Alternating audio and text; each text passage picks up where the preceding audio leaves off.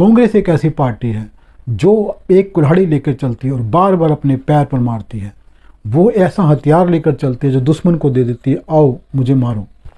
नमस्कार दोस्तों, आज जो गुजरात में चुनाव हुए हैं या दूसरे चरण के होने वाले हैं, उस हालात में जो कांग्रेस का जो रवैया है वो बता रहा है कि कांग्रेस खुद ही आत्महत्या पे उतारू है।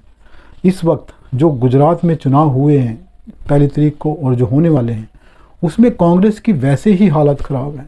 कांग्रेस के सबसे बड़े रणनीतिकार जो गुजरात में नहीं पूरे देश में काम करते थे, अहमद पटेल जी इस बार दुनिया में नहीं है और इन चुनावों में उनका साथ मिलने वाला नहीं है क्योंकि इस दुनिया से वो चले गए हैं।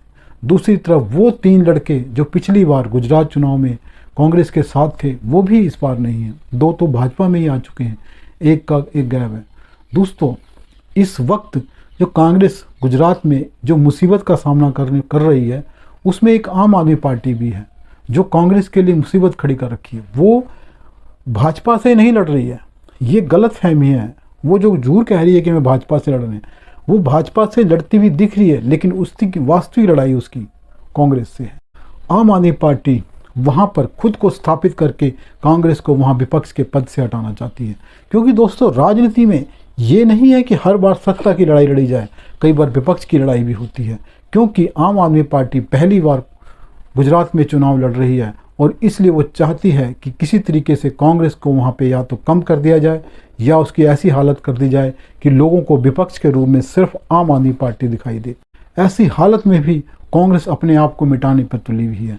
अभी मधुसूदन मिस्त्री जो कांग्रेस के बड़े नेता हैं, उन्होंने मोदी जी को औकात दिखाने की बात कही। उससे एक जो मुद्दा बना था वो फिर भी धीरे धीरे थम रहा था, लेकिन मल्लिकार्जुन खड़गे जो अभी कांग्रेस के नए अध्यक्ष बने हैं, उन्होंने जो बयान दिया है वो बहुत ही घातक साबित होने वाला है। इन चुनावों में उन्होंने मोदी जी को 100 सर वाला रावण बताने की कोशिश करी और भाजपा ने इस मुद्दे को पकड़ लिया है। भाजपा मोदी के अपमान को गुजरात का अपमान बता रही है। यही वो चाल है जिसमें कांग्रेस फंस गई है। अब इन चुनावों को एक राष्ट्रीय मुद्दे पर केंद्रित कर दिया गया है, जबकि स्थानीय चुनाव है। यही कांग्रेस को कोशिश करनी चाहिए थी कि इन चुनाव को किसी तरह से क्षेत्रीय मुद्दों पर रखा जाए।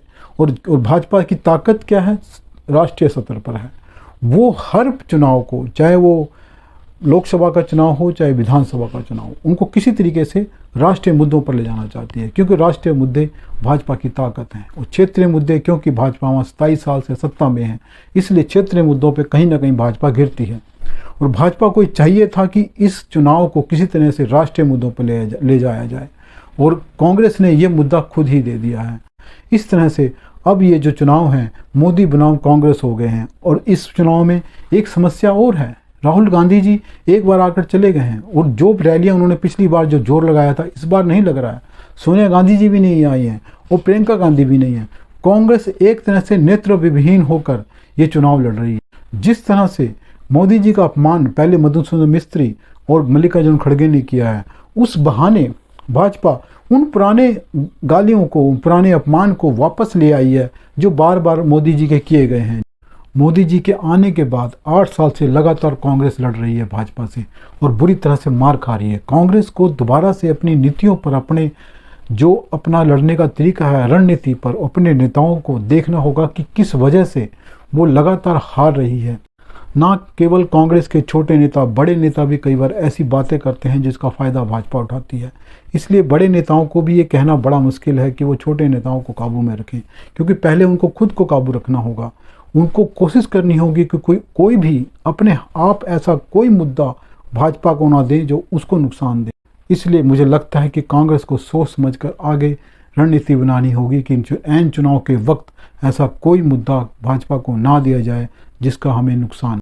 नमस्कार दोस्तों, अगर मेरा चैनल पसंद आए तो इसे सब्सक्राइब करें, वीडियो को लाइक करें। धन्यवाद।